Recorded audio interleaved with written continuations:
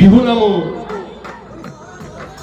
মৌখিক সাহিত্যৰ এটা উপাদান যুগ যুগ ধৰি মুখ পৰম্পৰাভাৱে জনসমাজত এই নামবোৰ বাগৰি আহিছে।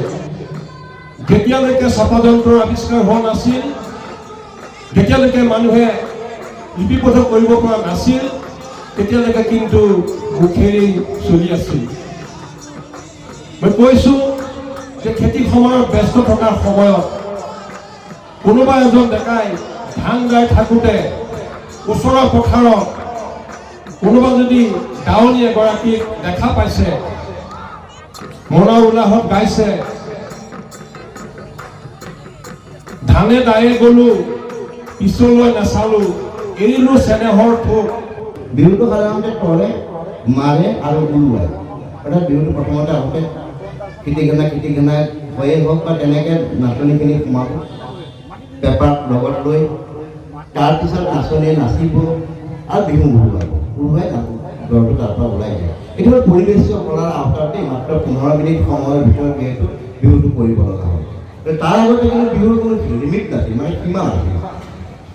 ডেকাৰ ভাগে, গাভৰুৰ ভাগে গোটেই নিশাটো বিহু মাৰিছিল। আৰু তেতিয়া এজন ডেকা বৰা আৰু আনজন মহিলা বৰা, মানে মহিলাসকলৰ যিগৰাকী নেত্ৰী থাকে তেওঁক মহিলা বৰা বুলি কোৱা হৈছিল, আৰু ডেকাসকলৰ যিজন নেতা আছিল তেওঁক ডেকা বৰা বুলি কোৱা হৈছিল। এই যে মহিলাসকলৰ আৰু পুৰুষসকলৰ সুকীয়াকৈ গায়, কিন্তু উক্তি আৰু প্ৰত্যুক্তি আছে। এইফালৰ পৰা ল'ৰাই প্ৰশ্ন কৰিব, সেইফালৰ পৰা ছোৱালীয়ে উত্তৰ দিব। এই ধৰণে বিহুবিলাক আগবাঢ়ি সেই সময়ত যিটো বিহুটোক আমি কৈছিলোঁ যে দল বিহুটো বহুত পৰৱৰ্তী সময়ৰ চিন্তা, হুঁচৰি হয়, ঢোলবিৰি জোনবিৰি লাগে, এইবিলাক কিন্তু আমাৰ অসমত পৰ্যাপ্ত নহয়। গতিকে আচৰিত হ'ব যে অসমৰ বাহিৰৰ পৰা, গুজৰাটৰ পৰা, কলিকতাৰ পৰা, নাগপুৰৰ পৰা, তাৰপিছত দাক্ষিণাত্যৰ পৰা গামোচা অসমলৈ আহে। আৰু আমাৰ ইণ্ডাষ্ট্ৰি, আমি যিটো লৈ জনজীৱনে জীয়াই থাকিব পাৰিলোহেঁতেন, সেই গোটেইখিনি কি কৰিছে, আমি আমাৰ ধনখিনি বাহিৰলৈ পঠিয়াই আছোঁ। গতিকে আজিৰ প্ৰজন্মক আমি এটা অনুৰোধ জনাম যে তেখেতসকলে এনেধৰণৰ ইণ্ডাষ্ট্ৰি বনাব পাৰে নেকি, উদ্যোগ বনাব পাৰে নেকি। চৰকাৰেও এই ক্ষেত্ৰত যথেষ্ট সহায় সহযোগিতা আগবঢ়াব। বহাগ মাহ মাথা এটা ঋতু নহয় একেই মাহ, এই অসমীয়া জাতিৰ আয়ুষ ৰেখা গণ জীৱনৰ সাহ।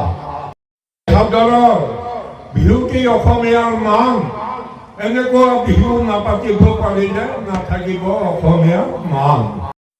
কিন্তু আমাৰ প্ৰধান উৎসৱ আৰু জাতীয় উৎসৱ বিহু। আমি এই অসমত বসবাস কৰি অসমৰ অন্ন, অসমৰ জলবায়ু গ্ৰহণ কৰি আমি যদি বিহুক আঁকোৱালি ল'ব নোৱাৰোঁ, আমি কৃতজ্ঞ। আমাৰ সভাপতি মহোদয় প্ৰবীণ শইকীয়া ডাঙৰীয়া আৰু অৱসৰপ্ৰাপ্ত শিক্ষক দুনীন্দ্ৰ দাস ডাঙৰীয়া আৰু মোৰ শ্ৰদ্ধাৰ লোকনায়ক অভিনৱ কুমাৰ অধ্যক্ষ মহোদয় আৰু ইয়াত উপস্থিত আলোচনা কৰাৰ দৰে মঞ্চত বিহু পৰিৱেশন, গাভৰু হুঁচৰি ইত্যাদি বিষয়ে সমীক্ষা আলোচনা লিপিবদ্ধ কৰা আছে। ঠিক তেনেদৰে বিশেষকৈ বিহুৰ ওপৰতে চৰ্চা কৰা হৈছে আৰু তাৰ ওপৰতে লিখা হৈছে আৰু কবিতাও দেখা পাইছোঁ।